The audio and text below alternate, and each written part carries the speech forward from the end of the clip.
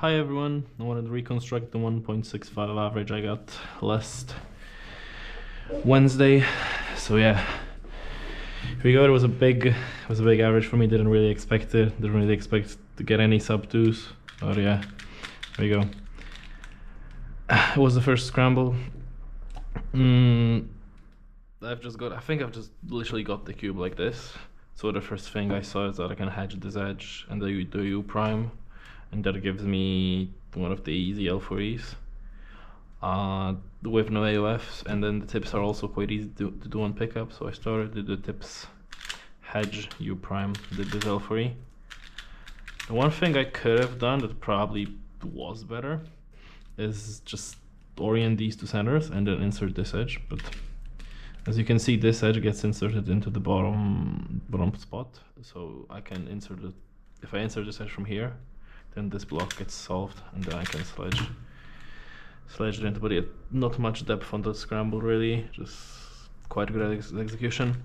And at that point in the average, I wasn't really thinking about anything. I wasn't thinking about PR, I wasn't thinking about anything. I was just thinking about I wanted to podium at this comp, so that meant not losing to Konrad Matyszek and Przemysław Rogalski, which shouldn't be that hard, but they are Mokotów record holders, so you know how it is. Okay. The second scramble is also really straightforward. Just solving this block and then doing a U, that's the V, and that makes a Polish flip. So yeah, the tips are also quite easy on pickup. Are LU and then rotate to this angle for this simple Polish flip alg. Not much to be said. The third scramble is the only somewhat interesting one. So what I noticed at first is that this solves itself in one move. So if I do U, and then this move sets up these two edges so that if you hedge, they get solved, right? But then I realized I can also solve this edge into place. So I do the tips, then I do LU, and then I thought my thought in my head was that I wanted to do hedge, rotate, and then hedge again, but my kind of finger tricks took over, and I just did a rotation like this.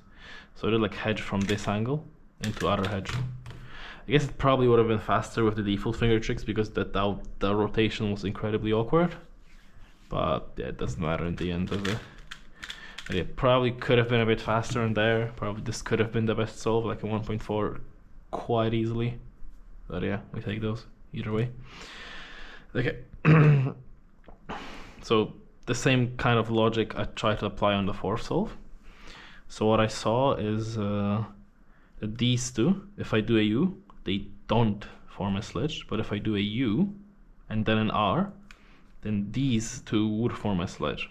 So I did the same idea, that I set up two into a sledge and then I do the L4E, but I somehow miss one looked two moves, and I didn't realize it's also this very easy L4E. So yeah, I just fumbled a bit with the cube and then ended up doing this. There is actually, Adam Romanowski showed me after the round that there is a very good solution here. What you do is you solve blue. So at first you do this block, right? So you do a U prime to solve this block, and then you solve this edge while orienting this center, and then everything is solved. So yeah, I think he saw that and got just nervous and looked up. But yeah, this also could have been like a 1.2, 1.3, but yeah, obviously I'm not seeing that in inspection when I'm very nervous. Yeah, so then the fifth one, I was like barely able to hold my hands together. Then just the easiest possible one look shows up, like 2 move V into. So this is also probably faster from this angle, but I didn't like the tip that had to go both ways, so I did it from here. So I convinced myself to do this tip on pickup because I knew I would mess it up if I did it at the end. So I just did this, and then into the L3. So yeah, overall thoughts, I'm probably never beating that. Unless some major hardware drops, I'm not really in the position in life to practice pyramings that much. And I'm also not that interested. I'm really happy about the result.